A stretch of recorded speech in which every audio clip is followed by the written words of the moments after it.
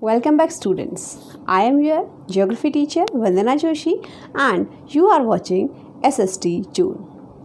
Students, in the book Fundamentals of Physical Geography, we have studied about the features of our earth, in which we have also studied about the formation of our earth, the land structure and many more.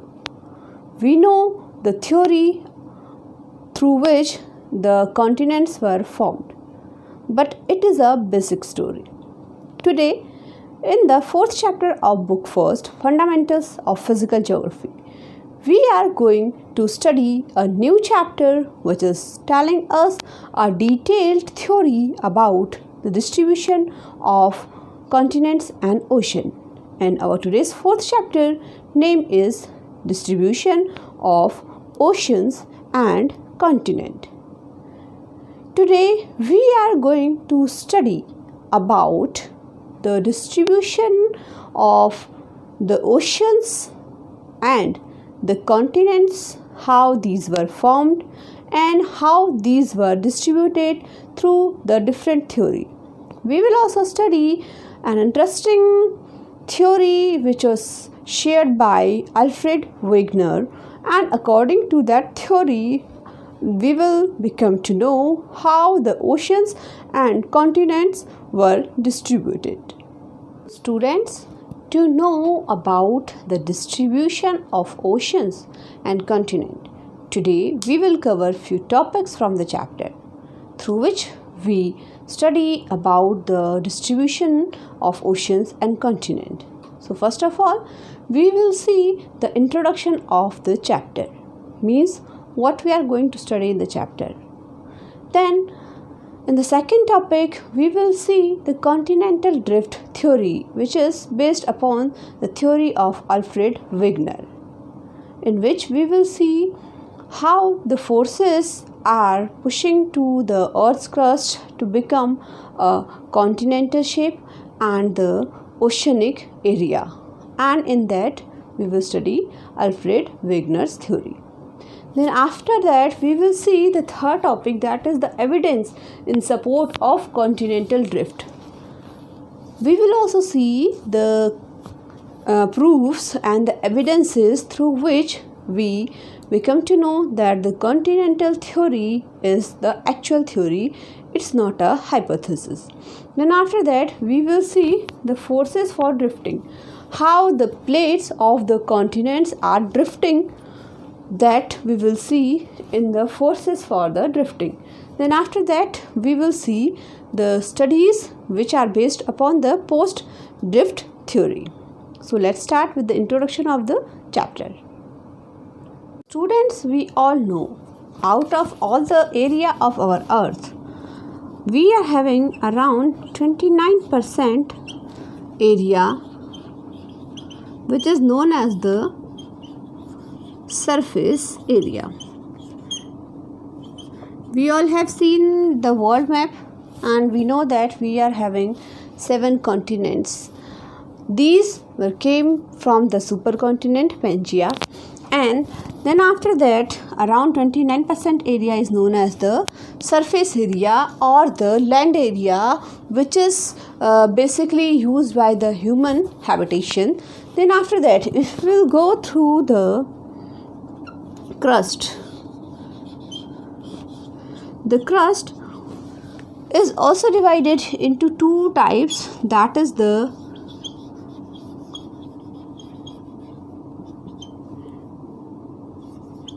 continental crust and the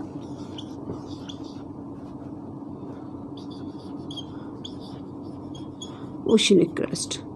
So we are having two type of crust, that is above the asthenosphere, which is just below of the mantle, and these two are the basic part of our distribution ship of the ocean and the continent. So in our today's video, we are going to see the distribution shape of oceanic crust and the continental crust, and what are the evidences through which we become to know the earth's surface is divided into ocean and the continents, and how that is working on the theory of the continental drift theory.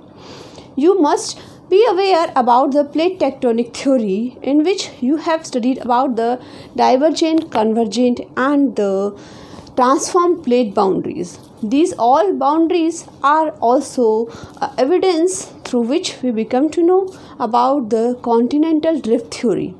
Now we will study about that theory in detail in our next topic, that is known as the continental drift theory, where we will also study Wegener's theory.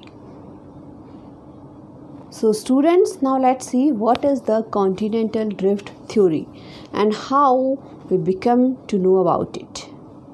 As the continental drift means the flowing of the continental crust over the more discontinued layer, or a layer which is not properly solid. We all know, as we have studied in the third chapter, there is a layer over the earth's crust which is not semi-solid, or we can say not properly solid. Over that layer, the continental crust and the main crust is floating, through which we can say that continents are drifting over that layer. But basically, the continental drift theory is based upon the theory tectonics plate. Means the movement of plates into three way. That way is known as the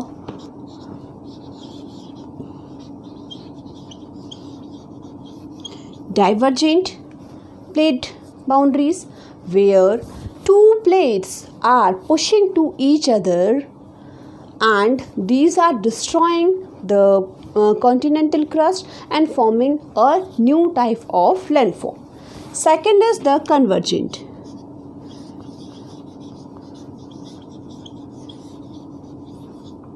Convergent, when two plates are pulling to each other or attracting to each other and forming a new type of landform.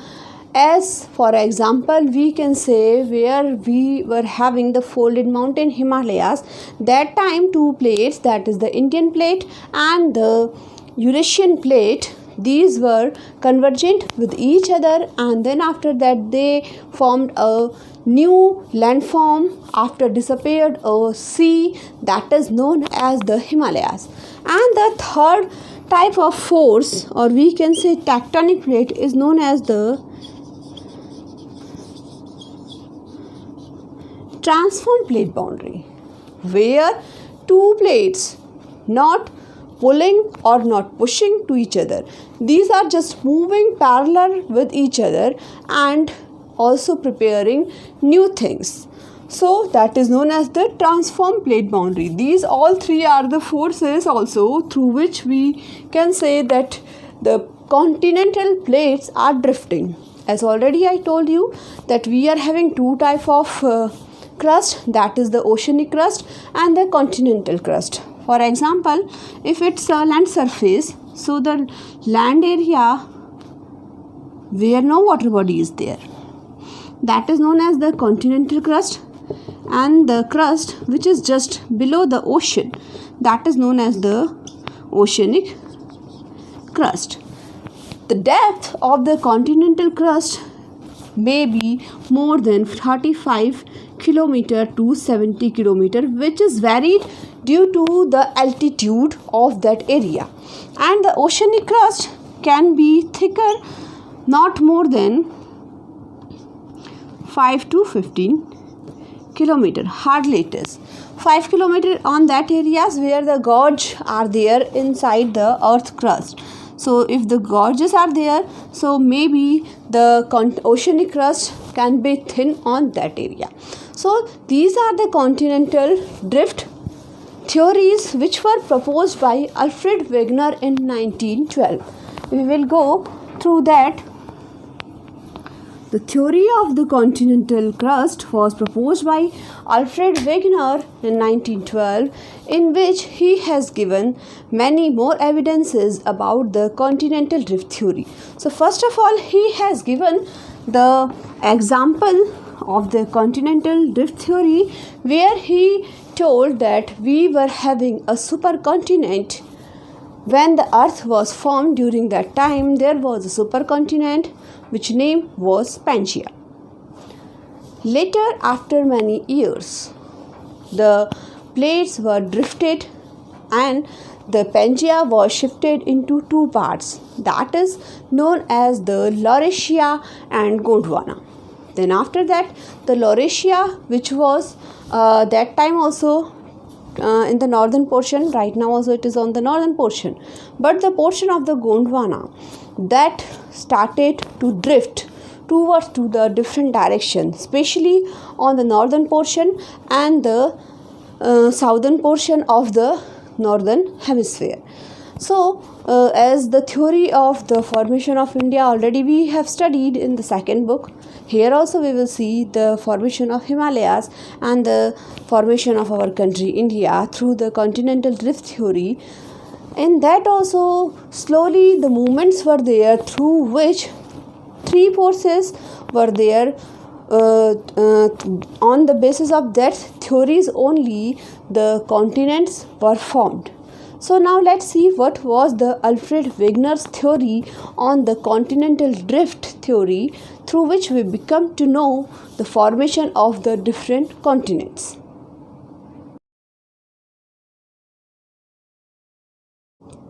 Now let's see what was the concept of Alfred Wegener on the continental drift theory. In 1912, Alfred Wegener proposed the continental drift theory. The basic concept regarding continental drift was that all the continents of today formed a single continental mass, a supercontinent.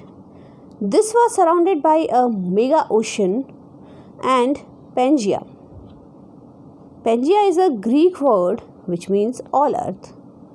He urged that around 200 million years ago, the supercontinent Pangaea began to split.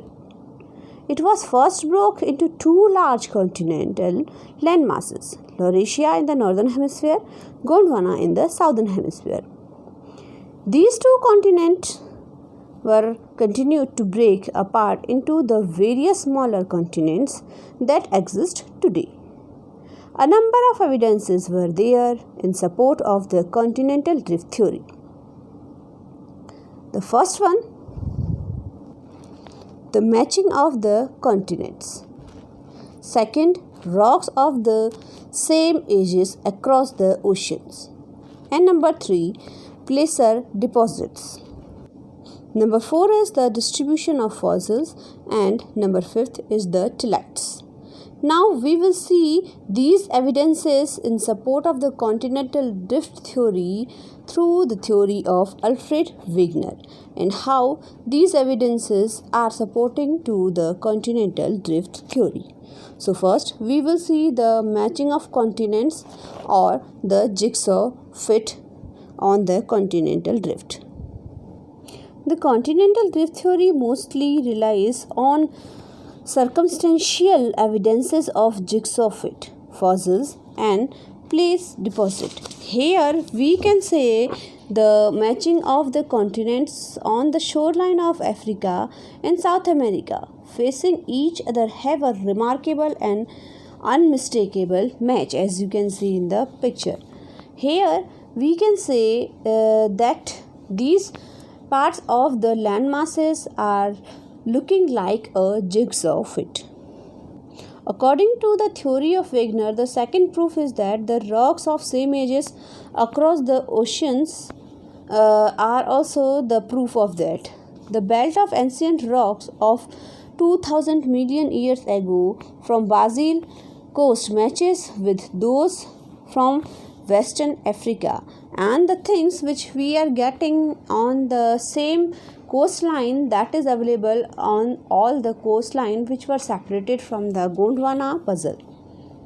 The next is the tillites. The tillites are the sedimentary rocks formed out of deposit of glaciers. The Gondwana system of sediment from India is known to have its counterparts in 6 different land masses, southern hemisphere, and the glacier tillites provides unambiguous evidences of drifting of continents. Next is the placer deposit. The occurrence of rich placer deposit of gold in Ghana coast and the complete absence of source rock in the region is an amazing fact.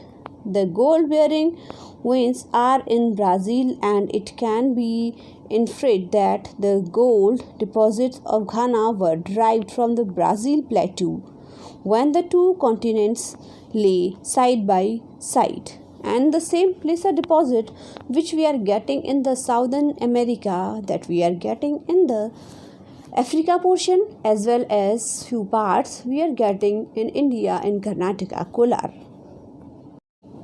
As the picture is showing, the distribution of fossil is also a good example of the continental drift theory which was proposed by Alfred Wegener. The similarity species of plants and animals are found in different parts of the Gondwana land, which are now separated and shifted towards to the different direction. And the last is the plate tectonic. The theory of plate tectonic proposes that the Earth's lithosphere is divided into plates, and these plates have been moving over the globe throughout the geological history of the Earth. So these were few evidences in support of the continental drift theory. Now let's see a short video through which we become to know the forces which are responsible for the drifting. As we know that Alfred Wegener suggested that the movement responsible for the drifting of the continent was caused by few forces, that is the pole fleeing force and the tidal force. Now let's see how these forces are responsible for the drifting theory of the continent. Now let's see the post-drift studies through which we become to know after the continental drift theory what were the later studies about the drift studies. There are two important drift studies after the continental drift. These are known as the convectional current theory and mapping of the ocean floor. About the ocean floor mapping we will study in the later video, but here in short we can see the post drift theories, out of which the first one is the thermal convection on the basis of the convectional current theory. How it is working? A. Holmes proposed that the subcrustal convection currents invoke the mechanism of thermal convection. It acts as driving forces of the movement of the plate. Here he has given one more interesting fact, that the rigid plates of the lithosphere, which floats on more mobile asthenosphere, are in constant motion, and the small currents of fast volcanic activities are often located far from any active plate boundary, suggested the effects of convectional currents on the lithosphere, and these are known as the hot spot of given area. So students, that is the introduction and the theories through which we become to know how the continents were formed and what is the theory behind the continental formation. But the most important theory, as we have studied the continental theory in the previous chapters as well, but we don't know how the oceans were formed. So there are many more theories through which we become to know about the oceanic crust. in which we will see how the sea floors are spreading. As we know that we are having only 29% of the land surface area, but rest of the area of our land surface, that is covered with the oceans. So that is the question, how the sea floor was spreading. What is the reason behind that the sea floor is spreading, not the landmass? So about the sea floor spreading and the ridges of mid-ocean, that we will see in our next video. We will see in detail the plate tectonic theory and how the plate tectonic theory is responsible for the formation of the oceans and the formation of the oceanic crust. And we will also see why the tectonic plate theory is responsible for the sea floor spreading and how it is responsible for the distribution of earthquake and the volcanoes. So for that, don't forget to keep watching SST June, and I'm providing you few keywords which are related from the chapters at the end of the video. So don't forget to note down that keywords, because these will be helpful to you to understand the terms which are coming in your chapters.